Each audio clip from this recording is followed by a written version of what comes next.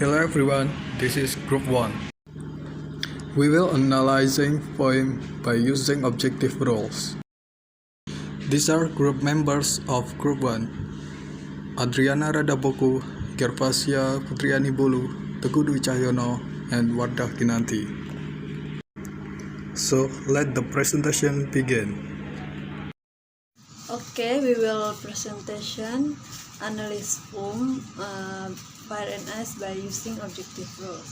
Fire and Ice by Robert Frost. Some say the world will end in fire, some say in ice. From what if tasted of desire, I hold with tools to favor fire. But if it had to perish twice, I think I know enough of hate to say that for distraction eyes is also greed and would suffice. Analyze poem by using objective roles conforms to physical element or technical properties. The reader should try to elucidate to author methods and meaning in the entry objective way. It means that the critic should give the comment based on the literary works in form without involving his personal interest, experience, and feeling. Artinya di sini adalah analisis puisi menggunakan aturan objektif. Analisis puisi dengan menggunakan aturan objektif menyangkut unsur fisis atau sifat teknis. Di sini pembaca harus mencoba untuk menjelaskan metode dan makna penulis dengan cara yang sepenuhnya objektif.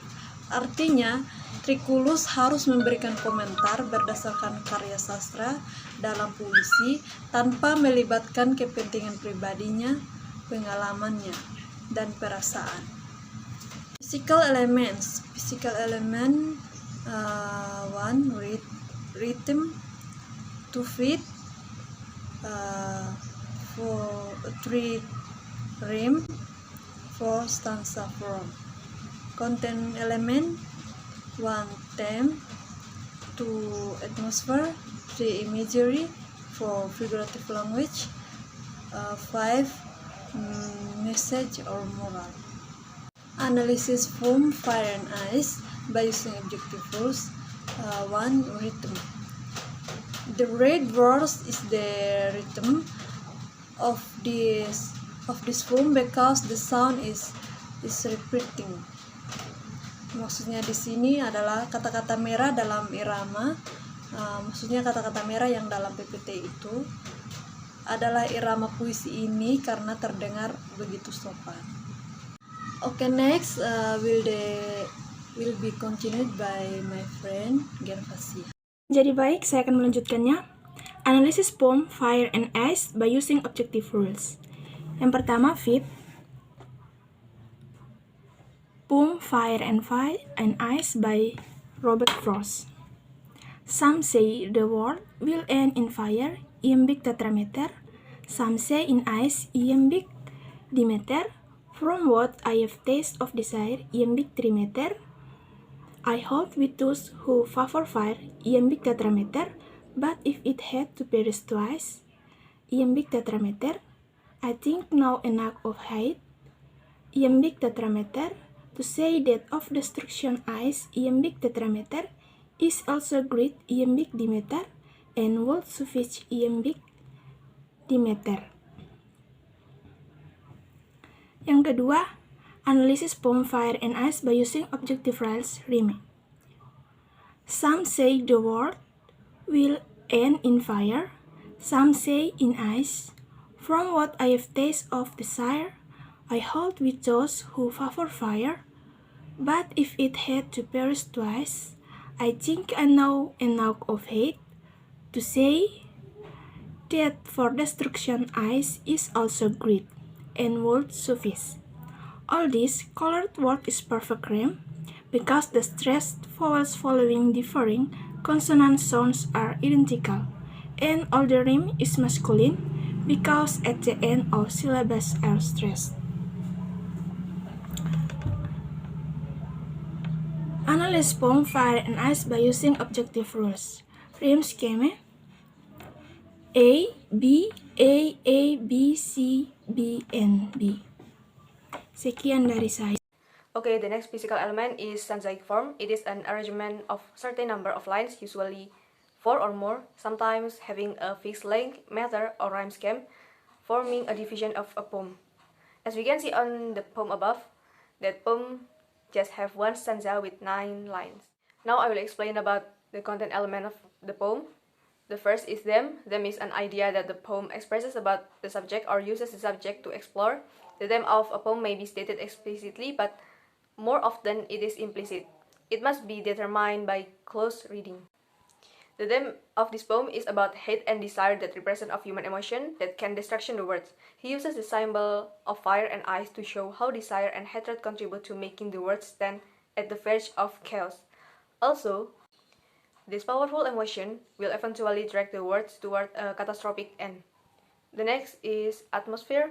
Atmosphere is the feeling or sense evoked by an environment or setting.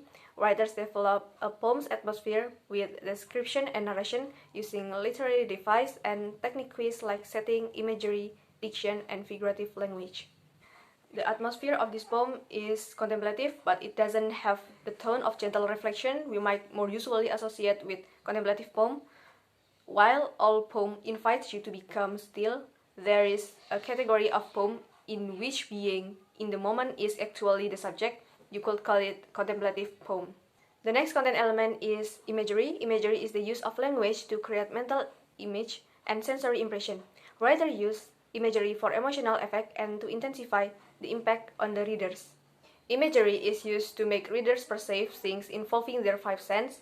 Some say the world will end in fire, and to say that for destruction ice is also great. By reading these lines, you must be wonder how the fire and ice feels like. Of course, the fire is so hot and ice is so cool. Next, figurative language. There are five figurative language in this poem. First, personification. It can see onward fire and ice, which belief can destruction. The poet personifies that element by giving the mind which is can destroying anything, especially world. Second, symbolism, which the writer very explicitly makes fire as a symbol of desire and ice as a symbol of hate. The next, metaphor, which the writer saying some say the world will end with fire and some say in ice. Fire is the comparing to desire and ice is comparing to hate. And the idea that the world will end or going to be destroyed because of human desire or hate, and both of those are destructive.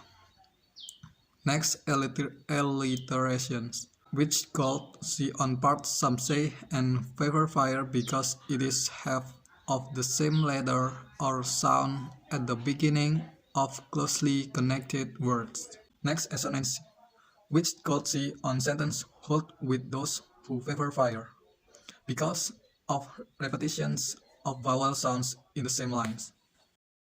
And the next, message and moral. Message, Fire and Ice is a poem that tells about the end of the world. The poem is revolving around the theme that human emotions are destructive. Fire stands for patience and desire, and ice stands for hatred.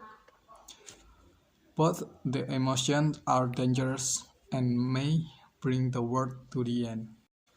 And the conclusions, what must be paid attention closely is that all of the analysis must be done in objective way. It means that the critic should give their comment based on what are there in the literary work without involving his personal interests, experience, and feelings. So it's purely description of the work based on what are state indeed. Jadi perlu diperhatikan jika menganalisis dengan objective rules atau objective ways, kita hanya menganalisis apa yang ada di dalam puisi tersebut tanpa melibatkan ketertarikan pribadi, pengalaman, dan perasaan. Jadi itu murni dari apa yang kita lihat dari puisi tersebut. So that's all our presentations which analyze poem Fire and Ice by using objective rules or objective ways. Hope you can learn about the material of this video. Thank you.